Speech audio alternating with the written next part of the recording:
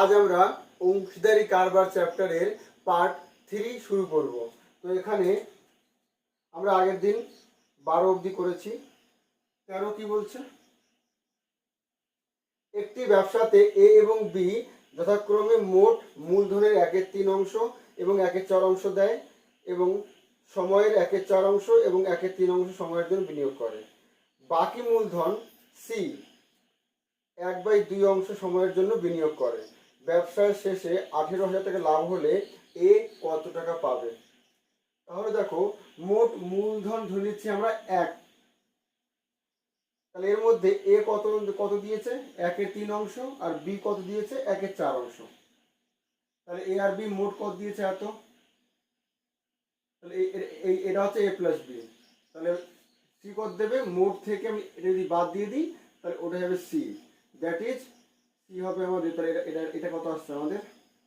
12 লসাগু 4 + 3 হচ্ছে উপরে, তাহলে 1 - 7/12, দ্যাট ইজ 5/12 আসছে। 12 - 7, তাহলে সি দিচ্ছে এত অংশ। তাহলে এবার আমরা করবো কি, A/B/C করবো। আচ্ছা, এ কত দিয়েছে? 1/3 অংশ। কত সময়ের জন্য দিয়েছে? 1/4 অংশ সময়ের জন্য। ইস্টু বি দিয়েছে দেখো আমাদের 1/4 অংশ 1/3 অংশ সময়ের জন্য। তাহলে মূলধন ইন্টু সময়। ইস্টু সি কত দিয়েছে? 5/12 অংশ কত সময়ের জন্য? হাফ অংশ সময়ের জন্য। ঠিক আছে, তাহলে এটা কি আসছে আমাদের? 1/12 1/12 5/12 ইন্টু হাফ। 12 6 থেকে কেটে যাবে, তাহলে 1:1:5/2। 2 দিয়ে গুণ করে দিচ্ছি, তাহলে 2:2:5 হবে।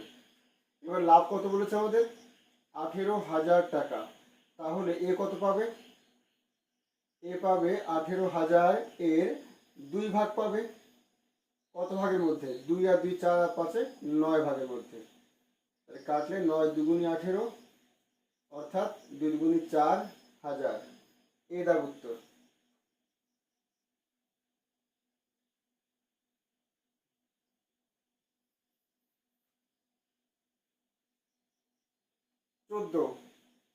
এখানে কি বলছে? এ এবং বি দুজন ব্যবসায়ী 2:3 অনুপাতে ব্যবসাতে মূলধন বিনিয়োগ করে। এ 8 মাস পর ব্যবসা ছেড়ে দেয়। ব্যবসাতে 4:3 অনুপাতে লভ্যাংশ বণ্টিত হলে বি কত মাস ব্যবসাতে যুক্ত ছিল? তাহলে ধরে নিচ্ছি বি এক্স মাস যুক্ত ছিল। ঠিক আছে, তাহলে দেখো, এ আর বি এর মূলধন অনুপাত বলেছে 2:3। তাহলে যদি এ 2 হয় তাহলে বি কত হবে? 3। আচ্ছা, তাহলে এদের লভ্যাংশ অনুপাত কত হওয়া উচিত? 2 ইন্টু এ 2 টাকা দিয়েছে মনে করো, তাহলে কম মাসের জন্য দিয়েছে 8 মাস পর এ ছেড়ে দিচ্ছে, তাহলে এই টাকাটা 8 মাস চলেছে। ইস্টু বি দিয়েছে 3 টাকা, আর ও কত মাস চলেছে? এক্স মাস। তাহলে এই অনুপাতটা বইতে কত বলছে? 4:3। দ্যাট ইজ 8 × 2 = 16/3x, ওদিকে 4/3, 3 3 কেটে যাবে, 4 4 16 হবে, ওদিকে 1 আছে। That is x = 4। x এর মান 4। তাহলে বি 4 মাস পরে যুক্ত হয়েছিল। বি দাগ।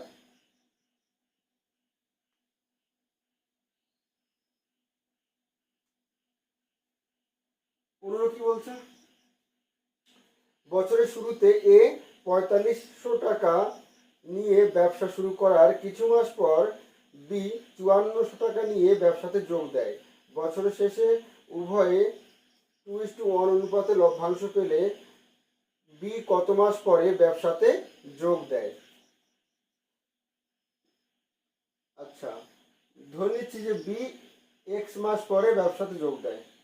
ঠিক আছে, তাহলে এখানে A/B যদি করি আমরা, তাহলে এ দিয়েছে 4500 ইন্টু পুরো 12 মাস চলবে, আর বি দিয়েছে 5400 ইন্টু এক্স মাস পরে বি এসছে, তাহলে এক্স মাস পরে যদি এস থাকে, তাহলে ধরো যদি মোট তো মাস 12, তার থেকে ওই এক্স মাস পরে এসছে মানে কি? তাহলে ওই এক্স মাস কিন্তু বি ছিল না, তাহলে এক্স মাসের পরের মাসটুকু কাউন্ট হবে, অর্থাৎ 12 মাইনাস এক্স, এই কটা মাস কাউন্ট হবে, কারণ এক্স মাস পরে এসছে তো, তাহলে ওই এক্স মাস অবধি তো কোনো টাকা ছিল না ওর, তাহলে 12 মাইনাস এক্স। তাহলে দুটো শূন্য কেটে যাবে আমাদের, 5 নং 45, 6 নং 54, 6 দুগুনি 12, তাহলে কী দাঁড়াচ্ছে আমাদের 5 দুগুনি 10 ইস টু 12 মাইনাস এক্স দাঁড়াচ্ছে এইটা। এবার এই অনুপাতটা বইতে কত বলছে 2:1, দ্যাট ইজ 10/12 মাইনাস এক্স সমান 2:1, এটা বলছে। তাহলে 2 তে কাটবো, তাহলে কি আছে 5 অক্ষে 5 সমান 12 মাইনাস এক্স, এক্সটাকে দিয়ে নিয়ে আসবো, তাহলে প্লাস এক্স, ওদিকে 12 মাইনাস 5 মানে 7, তার মানে বি 7 মাস পরে যুক্ত হয়েছিল, বি 7 মাস পরে যুক্ত হয়েছে, ডি দাগ।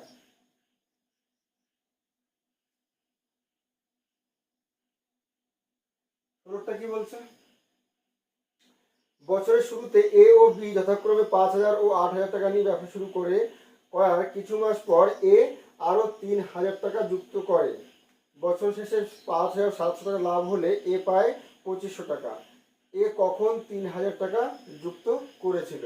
তাহলে ধরে নিচ্ছি যে এ এক্স মাস পরে 3,000 টাকা যুক্ত করেছিল, ঠিক আছে। তাহলে আমরা যদি লভ্যাংশ অনুপাত বার করি এবার, তাহলে দেখো এ দিয়েছে কত, প্রথমে 5,000 টাকা, এক্স মাস পরে কিন্তু আরো 3,000 টাকা দিয়েছে, তার মানে কি এক্স মাস পর্যন্ত কিন্তু 5,000 টাকাই ছিল, তার মানে এটা এক্স মাস চললো, প্লাস এবার এক্স মাস পরে অর্থাৎ আরো 3,000 দিল, তার মানে 5,000 ছিল আগের থেকেই, আরো 3,000 দিল মানে 8,000 হয়ে যাবে। এবার এটা চলবে বাকি মাস, অর্থাৎ 12 মাইনাস এক্স, এটা গেল আমাদের এ ইস টু বি কত বলেছে, বি 8,000 টাকা দিয়েছে, তারপর কিন্তু কিছু করেনি আর, তার মানে ওর পুরো 8,000 টাকাটা পুরো 12 মাস চলবে। এবার দেখো এখান থেকে আমরা যদি 3টে শূন্য কমনলি কেটে দিই, তাহলে সব থেকে কেটে আসে, তাহলে এখানে কি থাকবে 5x থাকবে, আর এখানে 8 12 96 হবে, মাইনাস 8x হবে, আর ওদিকে 8 12 96, কারণ কি করলাম আমরা 3টে শূন্য অর্থাৎ 1,000 কমন নিয়ে দুপাশে কেটে দিয়েছি, দ্যাট ইজ এটা দাঁড়াচ্ছে 96 মাইনাস 3x হবে, ওদিকে 96, 3 দিয়ে সবাই কেটে দিচ্ছি, 3 থেকে 9 3 দুগুণি 6 মাইনাস এক্স ইস টু 3 থেকে 9 3 দুগুণি 6, অনুপাত আসলে এটা। আর লাভ কত হয়েছে 5700, তাই তো 5700 লাভ হয়েছে মোট। তাহলে এ কত পাবে এর মধ্যে, তাহলে এ পাবে এখানে 5700 ইন্টু এ হচ্ছে এটা,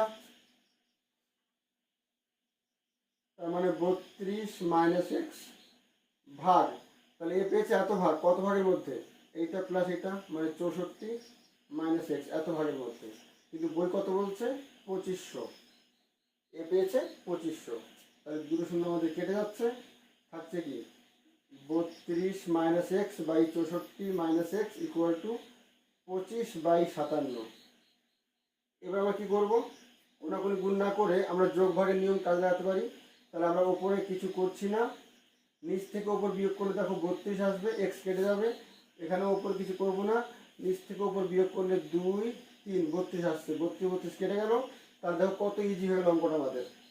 তাহলে আমরা পাচ্ছি 32 মাইনাস 25 সমান এক্স, মাইনাস এক্সটা ওই পাশে নিয়ে গেলাম, তাহলে বিয়োগ করলে কত আসছে 7, এক্স ইকুয়াল টু আসছে আমাদের 7, সি দাগ উত্তর।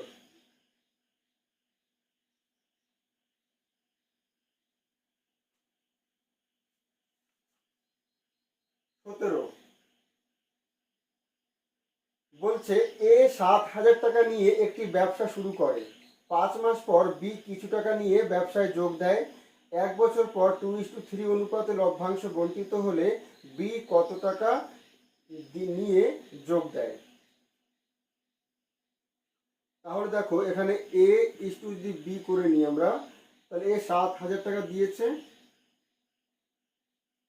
5 মাস পর বি আসছে, তাহলে 7,000 টাকা কিন্তু পুরো বছর চলবে 12 মাস, আর বি 5 মাস পরে আসছে, এসে কিছু টাকা নিয়ে এসছে, তা ধরে নিচ্ছি এক্স টাকা নিয়ে এসছে, তাহলে 5 মাস পরে এসছে, যেহেতু এসছে তাহলে বছর শেষে, অর্থাৎ বাকি থাকছে আর 7 মাস। তাহলে বিয়ের টাকা 7 মাস চলবে, তাহলে এই অনুপাতে ভাগ হবে, তাই তো? তাহলে 7 × 7 x, এই অনুপাতে আমাদের টাকা বা লাভ ভাগ হবে। কিন্তু বইতে কি বলছে 2:3, তাহলে দেওয়ার পরে আমি বলতে পারি এত এত সমান 2:3। তার মানে দাঁড়াচ্ছে আমাদের এখানে 4 দুগুণে 8, 2 দুগুণে 4, এত 6 দিকে 7 দিকে 6 7 42, 3টে 0, দ্যাট ইজ এখানে 1 আছে, x অক্ষে x সমান 3 6 18, 18,000। তাহলে বি 18,000 টাকা নিয়ে এসেছিল দিদার।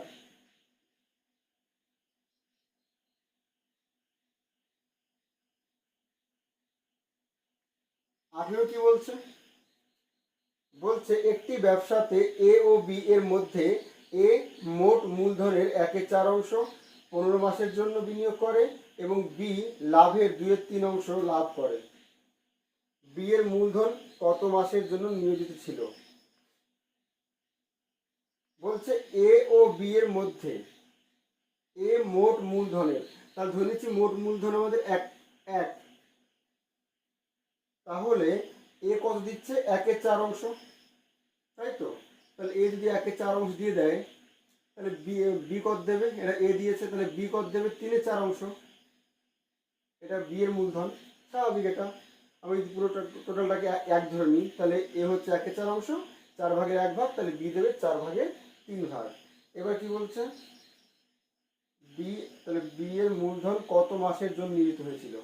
আচ্ছা, তাহলে এবার আমরা যদি এ ইস টু বি করি, তাহলে এ কত দিয়েছে? 1/4 দিয়েছে, কত মাসের জন্য? 15 মাসের জন্য। ইস টু বি দিয়েছে 3/4, কত মাসের জন্য? ওটা আমরা জানি না, ধরে নিচ্ছি এক্স।